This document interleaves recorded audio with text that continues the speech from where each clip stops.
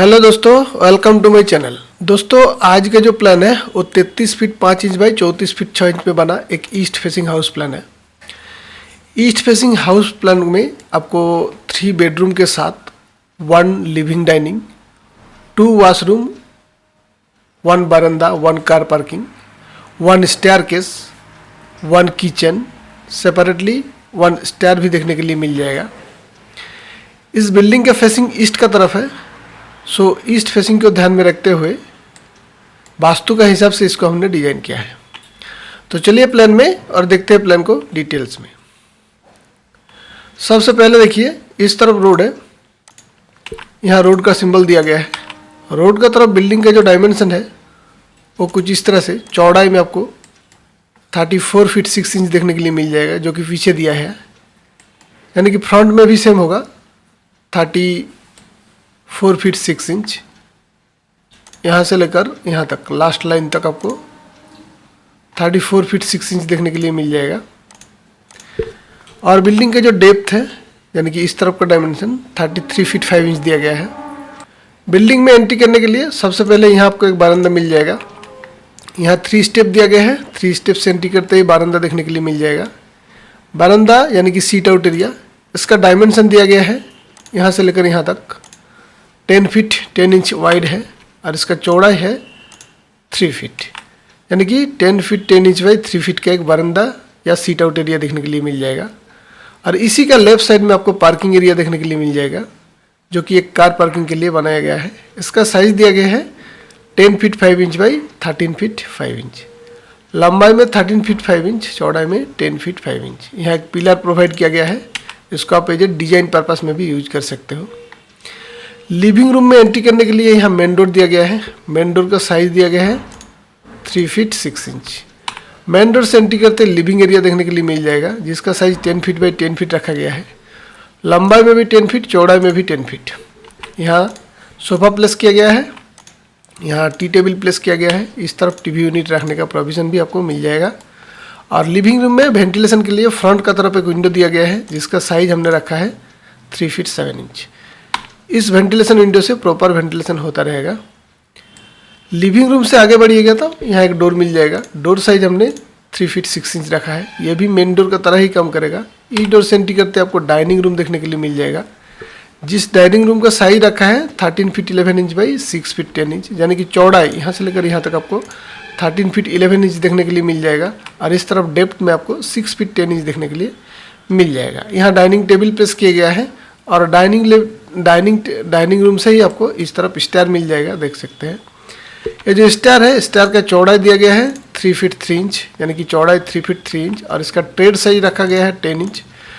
10 inch का trade और riser आपको 6 इंच देखने के लिए मिल जाएगा। यहाँ से एंटी क्लॉकवाइज घूमते हुए फर्स्ट फ्लोर जाने के लिए भी प्रोविजन आपको मिल जाएगा। इस जो स्टेयर है, इसका डायमेंशन इस तरफ दिया गया है 8 फीट 6 इंच, यानी कि outer to outer 8 feet 6 inch. और इसका जो लैंडिंग साइज है वो आपको 3 फीट 4 इंच देखने के लिए मिल जाएगा। डाइनिंग से इस तरफ आइएगा तो फर्स्ट बेडरूम देखने के लिए मिल जाएगा। बेडरूम का डोर हमने रखा है 3 फीट 6 इंच। मेन डोर का तरह ही 3 फीट 6 इंच का लार्ज साइज में बेडरूम मिल जाएगा। इस डोर से एंट्री करते बेडरूम मिल जाएगा। बेडरूम का साइज रखा है 12 फीट बाई 11 फीट 6 इंच, यानी कि चौड़ाई रखा है 12 फीट और डेप्थ में 11 फीट 6 इंच। इस तरफ विंडो प्रोवाइड किया गया है, इस तरफ और एक विंडो दिया गया है वेंटिलेशन के लिए। और यहाँ बेड प्लेस किया गया है।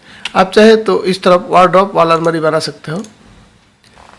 सेकंड जो बेडरूम है वो कुछ इस पोजीशन में दिया गया है। यहाँ बेडरूम का डोर दिया गया है। डोर साइज हमने 3 फीट रखा है। इस डोर से एंट्री करते आपको सेकंड बेडरूम देखने के लिए मिल जाएगा। इस बेडरूम का साइज रखा गया है 11 फीट 6 इंच बाई 10 फीट, यानी कि चौड़ाई में यहाँ से लेकर यहाँ तक आपको 11 फीट 6 इंच देखने के लिए मिल जाएगा। और डेप्थ में 10 फीट दिया गया है। यहाँ बेड प्लेस किया गया है और वेंटिलेशन के लिए इसमें भी आपको 2 वेंटिलेशन विंडो देखने के लिए मिल जाएगा, एक इस तरफ और एक इस तरफ। दोनों वेंटिलेशन विंडो का साइज हमने 4 फीट रखा है, यानी कि 4 फीट इसका लंबाई है और चौड़ाई हाइट में भी आपको 4 फीट देखने के लिए मिल जाएगा।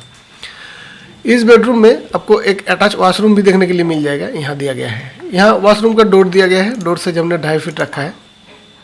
इस डोर से एंट्री करते आपको 4 feet 6 inch by 8 feet 1 inch का वॉशरूम देखने के लिए मिल जाएगा। यहाँ कबोर्ड प्लेस किया गया है और इस तरफ वेंटिलेशन के लिए 2 फीट बाई 2 फीट का एक वेंटिलेशन विंडो भी आपको देखने के लिए मिल जाएगा। थर्ड बेडरूम आपको इस पोजीशन में मिल जाएगा। इसका डोर साइज हमने 3 फीट रखा है। ये वाला डोर जो दिख रहा है वो 3 फीट 9.5 इंच का डोर है, यानी कि इसका डोर आपको 3 फीट मिल जाएगा। थर्ड जो बेडरूम है वो इस कॉर्नर में दिया गया है, जिसका साइज रखा गया है 9 फीट बाई 12 फीट 2 इंच, यानी कि इसका चौड़ाई रखा गया है 9 फीट। यहाँ से लेकर यहाँ तक आपको 9 फीट देखने के लिए मिल जाएगा। और इसका डेप्थ रखा गया है 12 फीट 2 इंच, यानी कि यहाँ से लेकर यहाँ तक 12 फीट 2 इंच का एक बेडरूम का डेप्थ है। यहाँ बेड प्लेस किया गया है वेंटिलेशन के लिए। इसको आपको एक ही बेड विंडो मिल जाएगा यहाँ, जिसका साइज रखा गया है 4 फीट का वेंटिलेशन विंडो दिया गया है। और इस बेडरूम का अटैच एक बरामदा भी दिया गया है इस तरफ।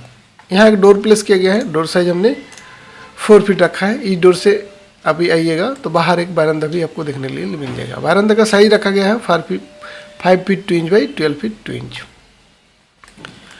किचन आपको 2 बेडरूम के बीच में दिया गया है। यहाँ आर्च सब में किचन ओपनिंग रखा है, देख सकते हैं 3 फीट का ओपनिंग रखा है। और किचन का साइज है 5 feet 10 inch by 8 feet 5 inch, यानी कि इसका चौड़ाई रखा गया है 5 फीट 10 इंच और इसका डेप्थ 8 फीट 5 इंच। यहाँ एल शेप में किचन टेबल बनाने का प्रोविज़न दिया गया है। यहाँ सिंक रखने का प्रोविज़न, यहाँ ओवन रखने का प्रोविज़न भी दिया गया है। और इस किचन का वेंटिलेशन के लिए इस तरफ एक वेंटिलेशन विंडो भी आपको देखने के लिए मिल जाएगा, जिसका साइज हमने 4 फीट रखा है।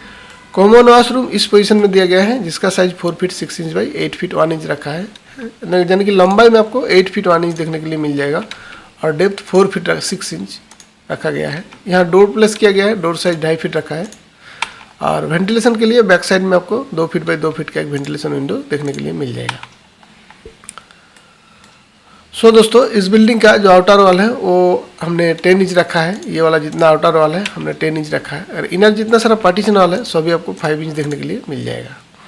बिल्डिंग को कंस्ट्रक्शन करने के लिए total 16 number 10 inch by 10 inch का कॉलम प्रोवाइड करना पड़ेगा, जिसका पोजीशन कुछ इस तरह से हमने दिया है। ब्लू वाला पोजीशन आपको कॉलम का दिया गया है। इस बिल्डिंग का जो स्क्वायर फुट एरिया है वो 1185.28 स्क्वायर फुट है, जो कि पार्किंग को लेके इसका स्क्वायर फुट एरिया हमने दिया है। और बिल्डिंग को कंस्ट्रक्शन करने के लिए ग्राउंड फ्लोर में आपको 20 से 21 लाख पर यूनिट खर्चा आने वाला है। सो दोस्तों, प्लान आपको कैसा लगा कमेंट में ज़रूर बताइएगा। और इसी तरह प्लान के लिए अपना चैनल को सब्सक्राइब करके रख लीजिएगा। वीडियो को देखने के लिए बहुत बहुत धन्यवाद।